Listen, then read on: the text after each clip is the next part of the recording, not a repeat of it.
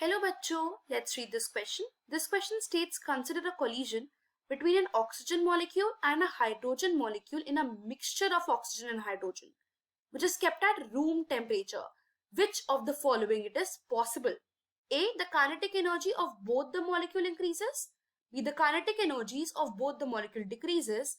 C. The kinetic energy of the oxygen molecule increases and that of hydrogen molecule decreases. D. The kinetic energy of hydrogen molecule increasing and that of oxygen molecule decreases. Let's understand this question with the basic key concept. So for that हमको ये समझना पड़ेगा कि collisions हो रहा है.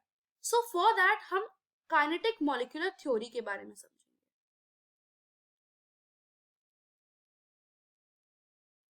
So kinetic molecular theory ने कुछ postulates दिए थे and उसमें से major postulates जो इस question में help करेगा that is जो gas molecules होते हैं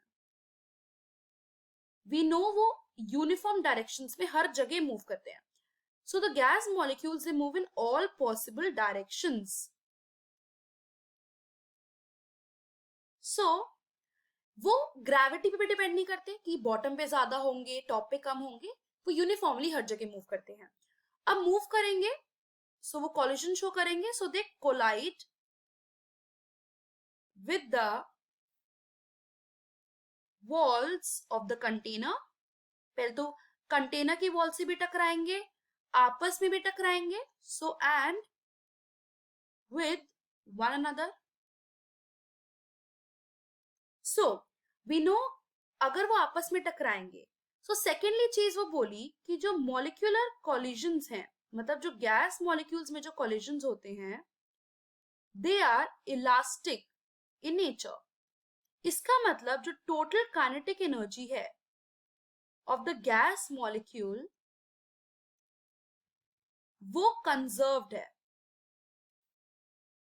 मतलब जो मर्जी हो जाए टोटल को हमको कंजर्व करना है. या हम इंक्रीज करें कि या हम डिक्रीज करें, बट टोटल जो है वो कंजर्व होनी चाहिए. एनर्जी ट्रांसफर हो सकती है from one gas molecule to another, but total kinetic energy हमेशा सेम रहती है. इसका मतलब जो एनर्जी का लॉस है वो जीरो है. And kinetic energy initial that is before the collision it is equals to kinetic energy final that is after collision. So ये यहाँ पे सिचुएशन वैरी करती है. सपोज अगर इलास्टिक ना हुआ, सो अगर इफ नॉट इलास्टिक उसको हम इनइलास्टिक कॉलिजन्स बोलते हैं, जिसमें क्या होता है कि लॉस जो होता है एनर्जी का that is not equal to zero. So kinetic energy initial will be less और greater, it varies with the situation. So अगर इलास्टिक नहीं होगा सो प्रॉब्लम ये होगी कि लॉस ऑफ एनर्जी वो कॉन्टिन्यूसली चलेगा, जिसकी वजह से एंड टाइम पे मॉलिक्यूल जो है वो स्टॉप कर जाएगा. Normally in elastic motion elements पे होते हैं, but in case of molecules हमेशा इलास्टिक मोशंस होते हैं. बट अगर इनइलास्टिक होगा ना तो वो मॉलिक्यूल स्टॉप कर जाएगा, क्योंकि loss of kinetic energy continuously होगा यहाँ पे, एंड एक पॉइंट ऑफ टाइम पे एनर्जी नहीं बचेगी, so molecule will get stopped. So we need to understand कि kinetic energy of hydrogen,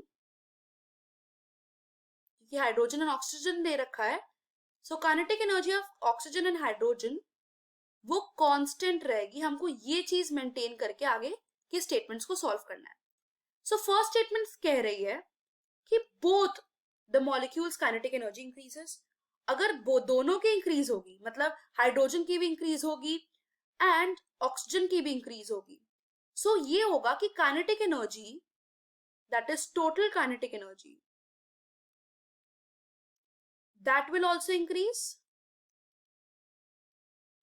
And we don't want कि kinetic energy total increase रहे, वो constant रहनी चाहिए.